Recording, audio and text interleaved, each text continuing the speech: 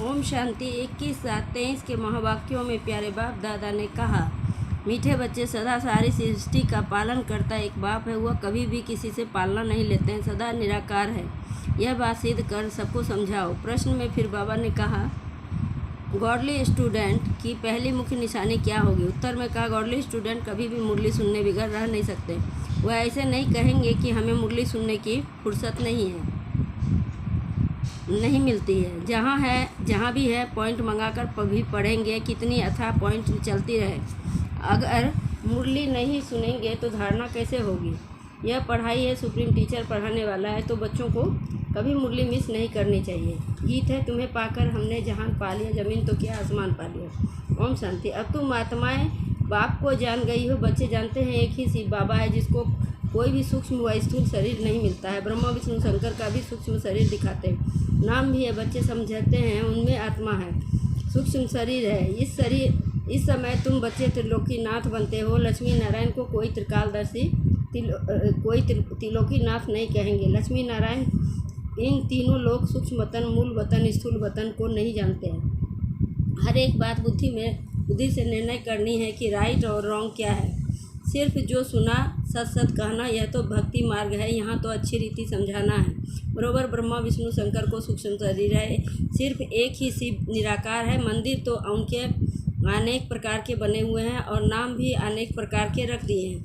ढेर मंदिर हैं जहाँ लिंग रखा जाता है। बॉम्बे में है, उसको बाबरी नाथ कहते हैं तो एक शिव बाबा, विलायत आदि तरफ भी बहुत नाम रखे हुए हैं। अभी तुम बच्चे जानते हो हम आत्मा है, परमपिता परमात्मा हम बच्चों को समझा रहे हैं, तीनों लोगों का ज्ञान दे रहे हैं। इस समय ही तुम त्रिलोकीनाथ, क्योंकि तुम जानते हो जब तक कोई जाने नहीं तो नाथ बन नहीं कैसे सकते हैं। सिर्फ ब्रह्मा की औलाद ब्राह्मण त्रिलोकीनाथ, जिनको 3 लोगों की नॉलेज है। नॉलेज बिल्कुल बाप है, बिल्कुल बाप है। वह निराकार बाप हमको नॉलेज दे रहे हैं। कोई साकार मनुष्य को गॉड नहीं कहा सकता है। यहाँ तो सर्वव्यापी कह देते हैं। अभी तुम समझ गए हो कि गॉड फादर एक ही निराकार शिव बाबा है, जिसकी पालना भी नहीं होती है और सभी की पालना होती है। आत्मा छोटे शरीर में आती है, गर्भ में तो अपना अंगूठा चूसते हैं। शिव बाबा को अंगूठा नहीं है जो चूसना पड़े। शिव बाबा कहते हैं, मैं तो गर्भ में नहीं जाता हूँ और सब गर्भ में जाते हैं। फिर उनकी पालना भी होती है। माँ जैसे खाना खाती है तो कोई खट्टी चीज़ खाती है तो उसका असर बच्चे पर पड़ता है, तो बच्चों को नुकसान होता है। शिव बाबा पूछते हैं, हमारी तुम पालना कैसे करेंगे? हमको तो कहते ही हो सारी सृष्टि का पालन करता है। मैं तो तुम बच्चों का पालन करता हूँ, तो मेरे ऊपर कोई नहीं है। इन बातों को अच्छी रीति समझना है और विचार सागर मंथन कर पॉइंट निकालनी चाहिए। बरोबर शिव बाबा है, उनको मासूक भी कहा जाता है। सभी मनुष्य मात्र आशिक हैं। उस मासूक के तुम सब सजनियाँ हो। वह साजन ठहरा, साजन है निराकार। वह साकार, वह आकार को साजन नहीं कहा जा सकता। सभी का मासूक एक ही निराकार बाबा है। निराकार आत्माएं अपने मासूक को याद करती है। याद क्यों करती है? जरूर कुछ न कुछ तकलीफ़ है। सभी भक्त भगवान को याद करते हैं। यह आशिक मासूक निराकारी है। वह जो साकारी आशिक मासूक होते हैं, उन्हों की भी महिमा है और वह बहुत थोड़े होते हैं, एक दूसरे के शरीर पर फिदा होते हैं।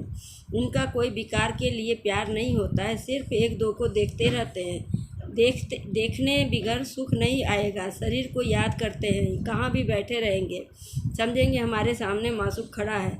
उनको साक्षात्कार होता है, क्योंकि वह पवित्रता का प्रेम है। शरीर की शोभा होती है, विकार के लिए नहीं। एक दो को देख खुश होते हैं।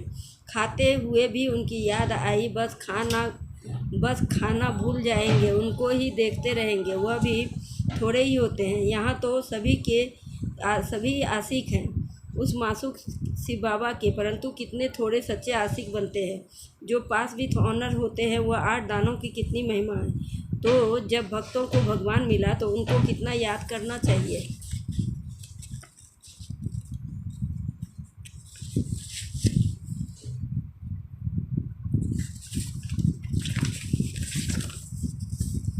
बाप कहते हैं, बच्चे तुम निरंतर मुझे याद करो, क्योंकि मेरे से तुमको बहुत सुख मिलता है, वह तो करके अल्पकाल का सुख मिलता है। आपस में बहुत लव रहता है, तो यह फिर बेहद के बाप से बेहद का लव, बेहद का प्यार एक में रहता है। बच्चे जानते हैं उनको कोई शारीरिक नाम नहीं है उनका। विष्णु के 2 रूप लक्ष्मी नारायण की जरूर डिनाइस्टी होगी। सतयुग आदि में लक्ष्मी नारायण का राज्य होगा तो जरूर प्रजा भी होगी। बुद्धि भी कहती है सतयुग आदि में इतने होंगे, फिर वृद्धि होती जाएगी। सतयुग आदि में लक्ष्मी नारायण का राज्य था। बरोबर जमुना के कंठे पर राधे कृष्ण की राजधानी थी। गंगा जमुना आदि यह तो बहुत नदियां हैं, नदी किनारे रहते हैं थे। यह जो दिखाते हैं सागर में द्वारिका डूबी आदि, ऐसे कोई बात नहीं है। न कोई सागर के किनारे देवताओं के गाँव होते हैं। यह बॉम्बे थोड़े ही होगी। अभी यह तुम्हारी बुद्धि में है। Most beloved God father Christ को गॉड फादर नहीं कहेंगे। जानते हैं क्राइस्ट मैसेंजर है। परमपिता परमात्मा ने उनको भेजा है। आते ही हैं निराकारी दुनिया से। उनको गॉड फादर नहीं समझते, प्रिस्पेटर समझते हैं। हिंदुओं को पता नहीं है हिंदू धर्म का और किसने स्थापन किया।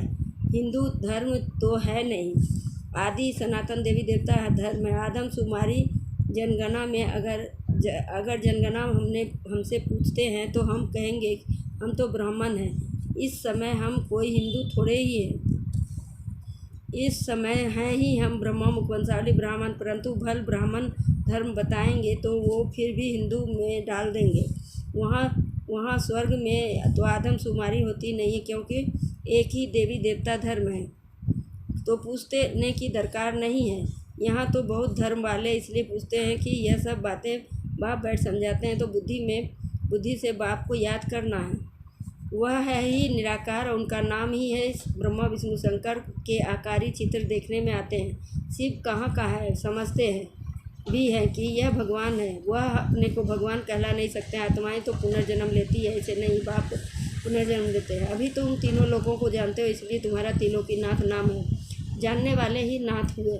तुमको अब त्रिलोकी का ज्ञान है। तुम ब्राह्मण ही जानते हो और कोई भी जान न सके। सतयुग में यह ज्ञान नहीं रहता है, यह सिर्फ तुमको संगम पर मिलता है, इसलिए तुम्हारा नाम बाला है। दिलवारा मंदिर में शिव आदि देव आदि देवी और तुम बच्चे हो, क्योंकि तुम अभी सर्विस करते हो। बाप आते हैं पतितों को पावन बनाने, तो तुम बच्चों को मदद कर देते हैं। बाप कहते हैं जो मेरे मददगार बनते हैं उन्हों को मैं जानता हूँ। यह तो कोई समझ भी नहीं सकते, जिसकी एवजा में फिर तुमको स्वर्ग का मालिक बनाते हैं। स्टूडेंट सब एक जैसा तो नहीं होंगे। शिव बाबा की दुकान है मनुष्यों को देवता बनाने की, फिर उनसे नंबरवार है महारथियों का सेंटर।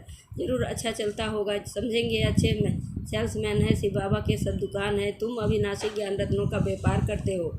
यह बाप कितना साधारण है, कितना फ़र्क है। सच और झूठ का सच बताने वाला एक ही बाप है, बाकी सब झूठ ही झूठ है।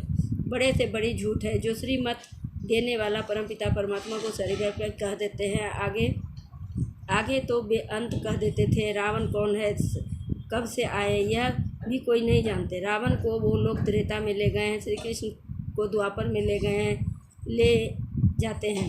सतयुग को जानते ही नहीं। राम सीता थे त्रेता में, वहाँ रावण की तो बात ही नहीं उठ सकती है। यहाँ तो सब यहाँ की बात है।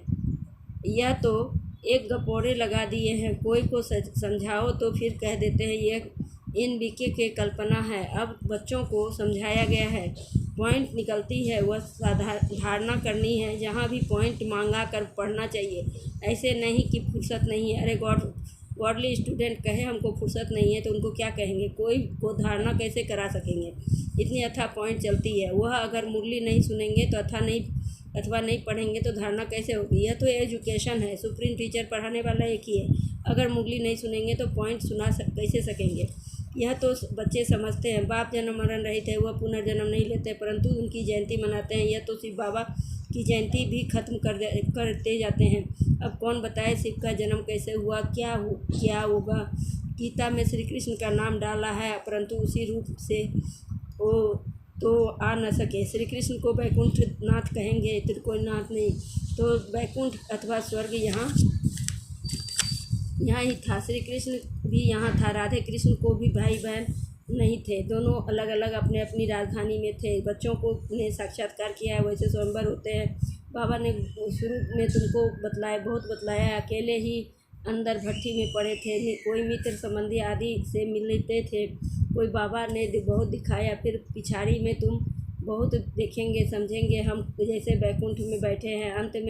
अंत के समय मनुष्य हैरान होते हैं, बहुत आफतें आनी हैं। इनको कहा जाता है अति खुले न है, दुनिया नहीं आ जानती। ऐसे ही नहीं, वह गवर्नमेंट कोई मत लेगी। अभी तो सबका विनाश होना है। तुम अविनाशी बाप से अविनाशी पद पा रहे हो।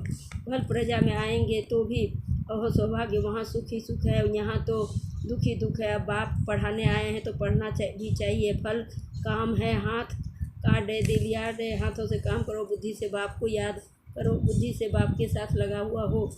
गृहस्थ व्यवहार में रहते हुए भी याद उनको करना। अरे बाप स्वर्ग का मालिक बनाते हैं, क्या समझते हो? किस जन्म रजाई करते हो? कोई फिक्र की बात नहीं है। यहाँ तो देखो मनुष्यों को कितना फिक्र रहता है, वहाँ फिक्र होता ही नहीं है। तुम ये वहाँ प्रारब्ध भोगते हो, परंतु वहाँ यह पता ही नहीं पड़ेगा। यह नॉलेज तुमको अभी है कि हम अविनाशी बाप से बच ले रहे हैं, फिर ऑटोमेटिकली हम राजधानी का वर्षा लेते हैं रहेंगे। ऐसे नहीं कि दान पुण्य करने से राजा